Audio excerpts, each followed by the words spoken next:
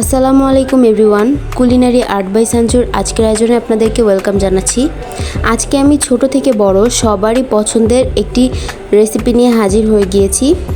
আজকে আমি তৈরি করে দেখাবো চিকেন গ্রিল কিভাবে করা লাগে। আমরা রেস্টুরেন্ট থেকে কিন্তু এই চিকেন গ্রিল খুব চড়া দামে কিনে খেয়ে থাকি, বাট বাসায় খুব অল্প কিছু উপকরণে আপনারা চট জলদি তৈরি করে নিতে পারবেন এবং মেহমানদারিতে এই রেসিপিটি কিন্তু অতুলনীয়।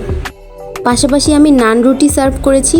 এই রেসিপিটিও আমার চ্যানেলে দেয়া থাকবে, আপনাদের সুবিধার্থে লিংক ডেসক্রিপশন বক্সে দিয়ে দিব, আপনারা চাইলে চেক করে নিতে পারেন। তো এবার চলুন শুরু করি। ফার্স্টে আমি দেখিয়ে দিচ্ছি কি কি নিয়েছি। এখানে নিয়েছি টমেটো সস, সরিষার তেল, গরম মশলা গুঁড়ো, ধনে গুঁড়ো, টক দই, লাল মরিচ গুঁড়ো, লবণ, আদা রসুন বাটা, জিরা গুঁড়ো এবং সয়া সস।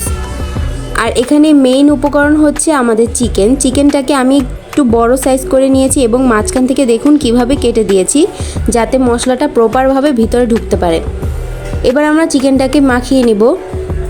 ফার্স্টে দিয়ে দিচ্ছি আদা রসুন বাটা 1 টেবিল চামচ, এরপর দিয়ে দিচ্ছি টক দই 2 টেবিল চামচ পরিমাণ, তারপর টমেটো সস দিয়ে দিচ্ছি 1 টেবিল চামচ পরিমাণ, দিয়ে দিচ্ছি লাল মরিচ গুঁড়া 1 চা চামচ, ধনে গুঁড়া 1 চা চামচ, জিরা গুঁড়া 1 চা চামচ, গরম মশলা গুঁড়া 1 চা চামচ, লবণ স্বাদ মতো, সয়া সস দিচ্ছি 1 চা চামচ, সরিষার তেল দিচ্ছি 1 চা চামচ।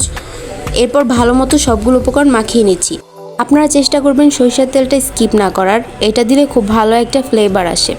এবার সেই কেটে নেওয়া যে ভাগগুলো সেখানে ভালো মতো প্রপারভাবে মশলা মেখে এবার ম্যারিনেট করতে রেখে দেবো আমরা 1 ঘন্টার জন্য। সর্বনিম্ন 1 ঘন্টা রাখবেন, এর বেশি রাখলে আপনাদের জন্য অনেক ভালো, কারণ তখন টেস্টটা অনেক ভালো আসে। এবার আমি পর্যাপ্ত পরিমাণে তেল দিয়ে দিয়েছি, তারপর চিকেনগুলোকে ভেজে নেব। এখানে অনেক বেশি পরিমাণ তেল দিতে হবে না, কারণ এটা আমরা গ্রিল করে নিব, একটু পোড়া পোড়া ভাব হবে। আর যে চিকেনের মশলা রয়েছে সেটা উপর থেকে দিয়ে দিচ্ছি। এবার উল্টে পাল্টে চুলার আঁচ মিডিয়াম থেকে লোতে করে চিকেনটাকে একটু পোড়া পোড়া করে ভেজে নেব। একদম বেশি পুড়ে ফেলবেন না, তাহলে কিন্তু টেস্টটা ভালো আসবে না। আমি একটি ব্রাশের সাহায্যে মশলাগুলো উপর দিয়ে দিচ্ছি। দেখুন আমাদের চিকেনটা কিন্তু ভাজা হয়ে গিয়েছে, আমি বেশি পুড়ে ফেলিনি, বাদামি করে ভেজে নিয়েছি। এবার যেই মশলাটা রয়ে গিয়েছে সেই মশলাটাকে আমি তেলের মধ্যে দিয়ে কষিয়ে নিব ভালো মতো। রেস্টুরেন্টে কিন্তু আমাদের মশলাটা সার্ভ করে। ব্যাস তৈরি হয়ে গেল মজাদার চিকেন গ্রিল রেসিপি। গ্রিল চিকেনকে আমি নান রুটি, টমেটো সস এবং মশলার সাথে সার্ভ করেছি।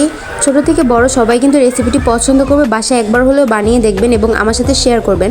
যারা আমার চ্যানেলটি সাবস্ক্রাইব করেননি প্লিজ সাবস্ক্রাইব করে দিয়ে আমার পাশেই থাকবেন। আমি আরও অনেক সুস্বাদু নতুন নতুন রেসিপি নিয়ে হাজির হব এবং বাইরের অস্বাস্থ্যকর খাবার থেকে বাচ্চাদের দূরে রাখাই ভালো, তাই বাসায় স্বাস্থ্যকর উপায়ে তৈরি করে নেওয়া উত্তম। সবাইকে এতক্ষণ আমার সাথে থাকার জন্য ধন্যবাদ। আজ বিদায় নিচ্ছি। আল্লাহ হাফেজ। আসসালামু আলাইকুম।